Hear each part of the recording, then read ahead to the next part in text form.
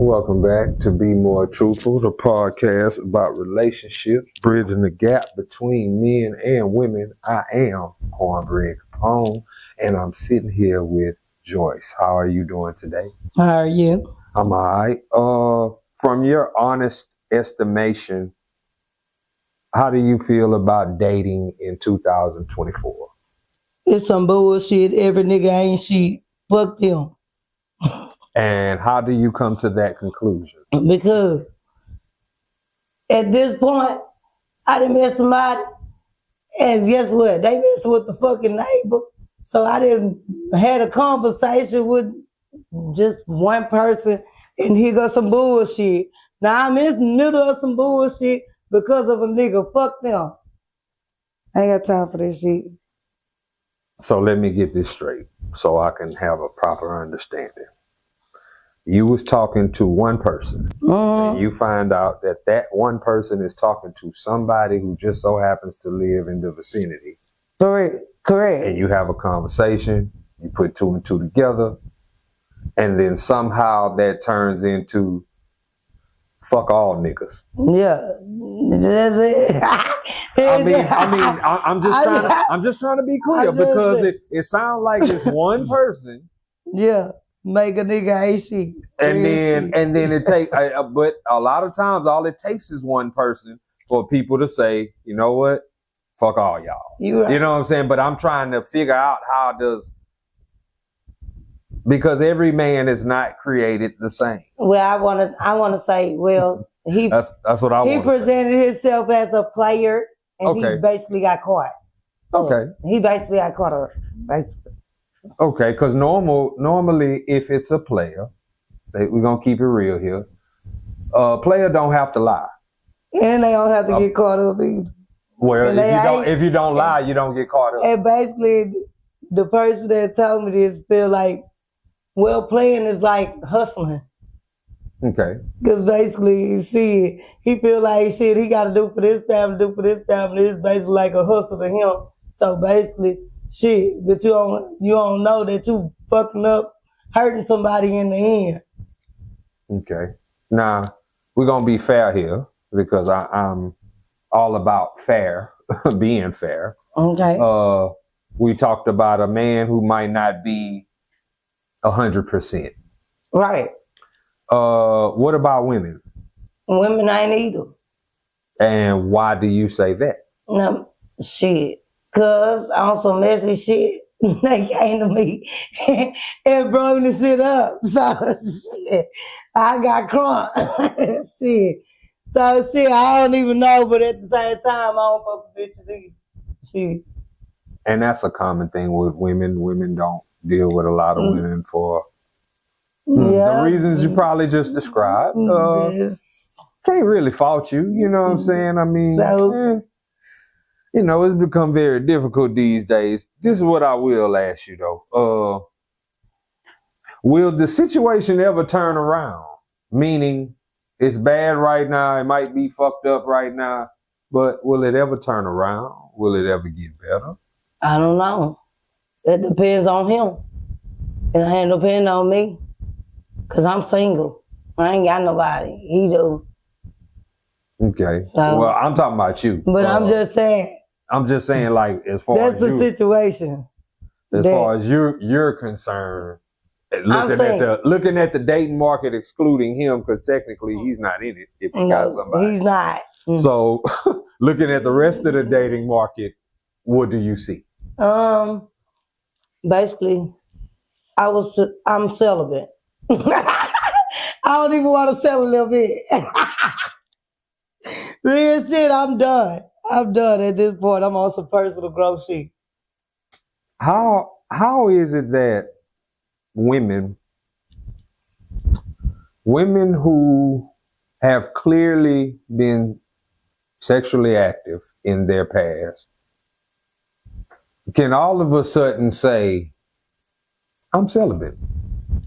Well, I really can't answer that shit, but after you've been fucked over so many times, you don't even want to do shit. You don't even want to be in a relationship because that's too much shit. And I understand that. I mean, it's only so much anybody is going to take before they sit down with themselves and say, okay, what I've been doing has not been working. Yeah, but it's time to do something that does work. Yes. And in the process of that, you start probably eliminating people from your mixture or from your life altogether. Yeah. I say it's different for men and women. You know what I'm saying? Because you can look at how a man handles a breakup and how a woman handles a breakup. But it's two different things. Yeah, you're right. Because, you know, the guy, depending on how long it was and how invested he was, he's probably going to take some time to sit back, think about what just happened, you know, do all that correction and self-reflection and all that stuff. The woman, she on some emotional shit. Yeah, you know what I'm saying? You know what I'm saying? It's going to be totally because different. She didn't feel like she invested into the shit. And so now she on some emotional shit. She got some hateful shit to say. Yes, that shit. Yeah. Well, I want to ask you this question. Do you think that the music coming out today has a direct effect on the dating market? Yes, it does. It's provocative. Wow. Shit. And I'm, you know what? You know what? I was waiting to ask you that question. I was waiting to ask you that question, and I'm happy because you know the music that I heard back then, it has a cause and effect. Basically, they done went through some shit, and they done been through some shit to even have the lyrics that they did have. Right. And today don't have shit. They don't even have a purpose why they even making music. So, yeah, shit, yeah, that. Yeah. I'm happy that you said that. And with that, I'm gonna move on to the next question. Cause I'm happy what you said, shit. I hope somebody out there was listening to that shit and understanding. Okay. I'm gonna ask you this. Is there a point or a purpose of getting married at this point in time? No, because I've been married 10 years and I'm done. Wow. First of all, I didn't know that you were married. How was that? It was good for the first, I want to say 5 years, because the first 5 years, the first 8 years, I didn't know how to drive. You know what I'm saying? So basically, I depended on the nigga. You know what I'm saying? Which was my husband. I depended on him for a long time. But basically, the nigga was an alcoholic. He got so fucking drunk while I seen the devil in this nigga. You know what I'm saying?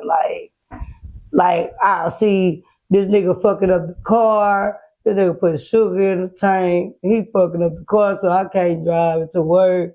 He done cut the tires. Like literally, he done hit the fucking window with like a hammer. The window didn't break. You hear me? Right. Like he hit it with the cloud part. You know it should have broke. Right. But nigga, I guess God was with me. But at the same time, I seen the devil come out this nigga. I know I had to let it go. It was gonna be hard because I was stuck on this nigga for so long.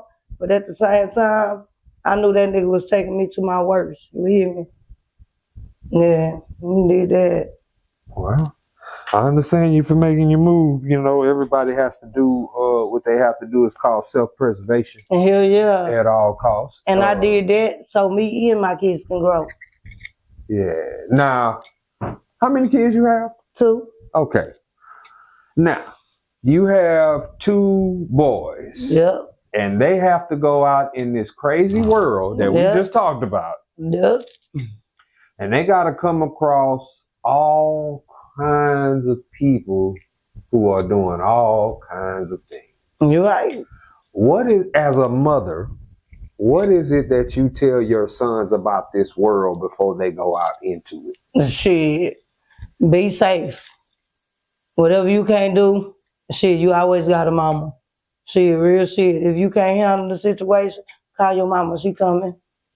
She gonna be there. So at the same time, shit, be safe on sex, running the streets, be safe on drugs, anything. Anything can happen. So if I'm not in it, do not leave this motherfucking apartment. without me.